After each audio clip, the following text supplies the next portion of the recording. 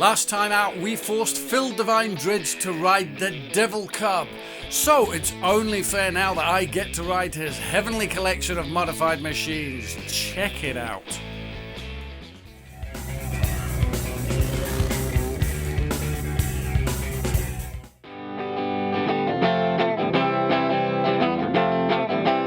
I could fawn over this all day long, all day long. Okay, so we started with a cub frame rather than a C90 frame, it's a cub frame. The original part of this frame is obviously your forks, centre tube, your swing arm. This tube, and these have all been added. This has been added, and this mount here has been added. This is your fuel cap. Yep. I love the detail. I like it. That's what there's a million questions, because the more you look at it, the more you go, oh wow, I've just twigged what that is. If you look on top of that fuel cap, oh yeah. there you go. It's the old 50 pence, it's the larger size one. Yeah, so, yeah, that'll fit nicely in there. Obviously we wanted nice chunky tyres on it, so we go for 3-inch tyres on it. Yeah, I've noticed your clearance, and that's tight. That's kind of cigarette paper, isn't it? Yeah. We have got this up here quite a way to that, and I did manage to drill out this so I can pull it back a little bit further. So oh right, so you could move it a little further than it used to. What engine size is in it? It's a C90 in it. It should be a C50. It should be a C50. Okay. But the C50 engine that I had for it leaks like a sieve. Okay, no, but it's weird because of the nothingness. It actually looks bigger. Yeah. It looks a lot bigger. But it's a C90 engine that's in it. I think it's outrageously beautiful. I love the hiding in plain sight. It's a BMX. Yeah, but it's not. But it is. It's got the first impact. That's the seat. That's the bars. That's the whole everything. I can see a whole. I don't know what you call them. They call them a wad of trousers hanging around their arse.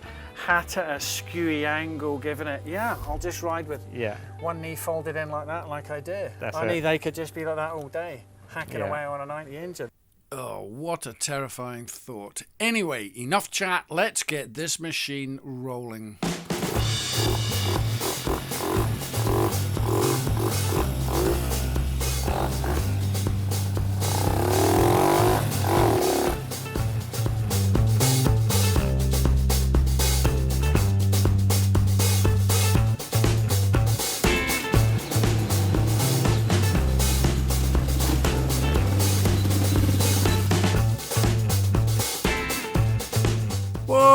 Phil, stop hogging the fun, it's my turn.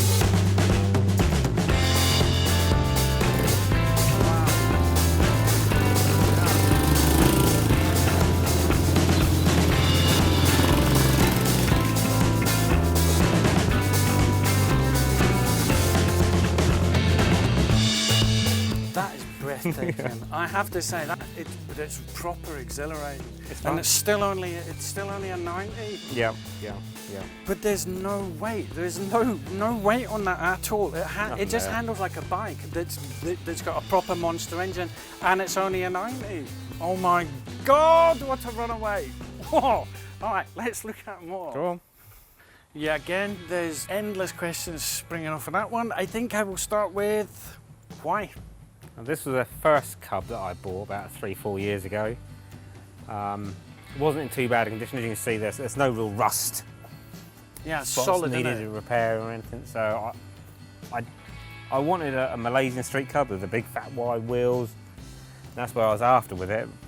But because of the back end, there's no rust on it. There's no point cutting it off. It didn't lend itself to where I wanted to go with it. So it made it look. It had to be like a nice low look to it. The lower I managed to get it, the better it kept coming, and even lifting it up a little bit here, shortening the springs down, getting this wheel right tucked up underneath there. There's no room. There's no room between the tyres. Oh wow, no. Inside there. No. I've also gone for a thicker wheel. Got a 2-inch wheel with a 3-inch tyre on it. The front forks, to lower that, I took the complete thing off. And I've used this now as a suspension. There's no springs up inside here at all. Oh, okay, so there's no lift when you ride. So that lifts it right up. Still got a little bit of movement in there. Okay. Is this the original? That's original? Yep, that's the original C100 wheel in there. Obviously we've changed the handlebars because the C100 would have come up here. And I've grafted these into the C50 handlebars. You take the handlebar part, this part that goes through it, separate that, the parts that go underneath it, to hold it, the bar to this. So all these 3 parts come out. And then from there, I've had to shape the bars down to where I wanted it. And then I've had to cut these to bring this right down. Oh, okay, yeah, and then I've cut out the indicator, the big round indicator, and flattened that off. And then I've grafted the little ones back into it to give it that C100 look back into it. Yeah. Sweet in there. It is. Oh, that just slips in, pops on.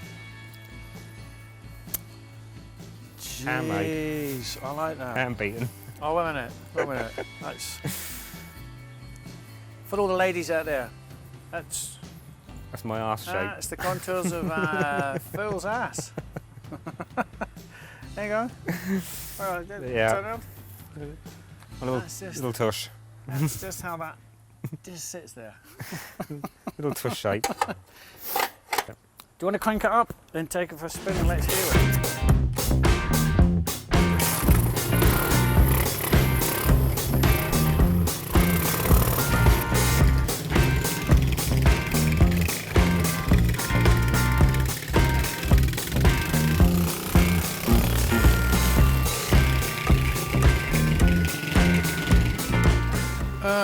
Here's me demonstrating how not to ride this bike.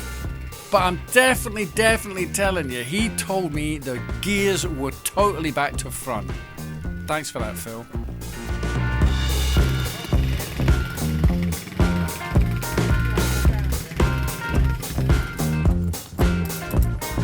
This is a beautiful suite, like we're talking about there. You're just kind of in.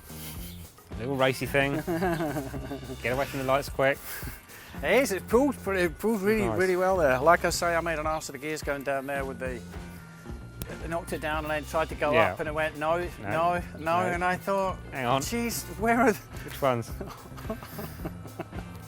No, sweet bike. That seat is just weirdly comfy. It is, isn't it? For a tiny little. How is that weirdly comfortable? You just tuck into it and that's it.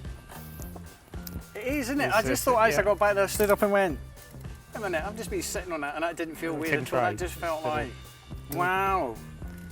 Tin spot. You didn't get like sand or clay or anything, wet clay indoors and then just sitting out and then go, I'll make a mould and then just... No. It was a case of just bashing. Just battering it, bashing. No, that's a beautiful bike. Right, let's move on. Okay. Well, number 4. Number 3 of yours. Take us through this, because this is, what did you call it? This is? The Malaysian Street Cup. Got nice fat 4.25-inch wheels on it. 130 tyres on it. Got a 160 cc 00 racing engine. So it's probably almost twice the size as the 90. Yeah. And definitely does go quickly enough. And lights, it's nice and rapid and responsive. Yeah, so we've had to widen the forks on this one. As you can see, you've got this extra panel down the centre here. All right, yeah. To actually increase it so we can get the width of these in there. Added a few more holes down the side just so you can see springs inside and that sort of thing.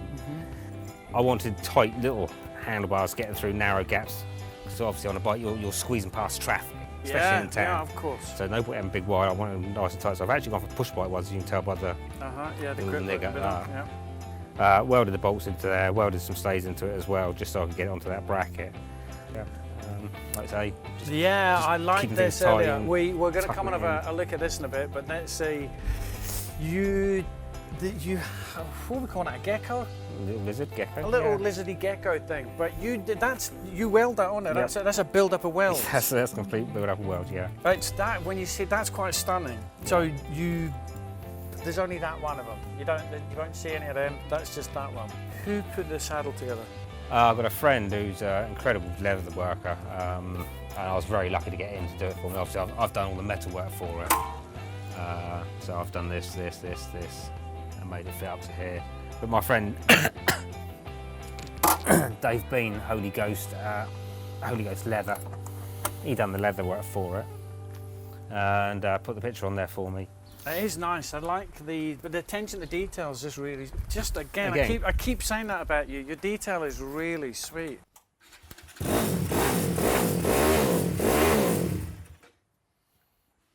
Okay.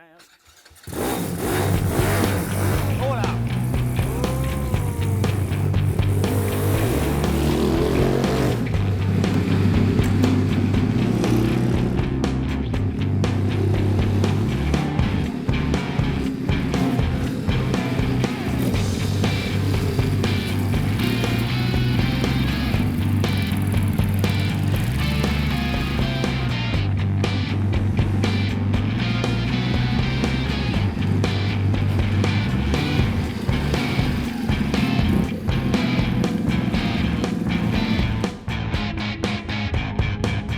That's it for this trip to South Coast Customs, but we're sure to be back here in the future.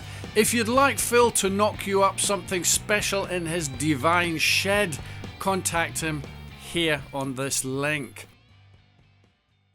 If you like what you've seen, why not check out these other episodes? Oh, and don't forget to hit that subscribe button. Right then, you've been told, on your bike,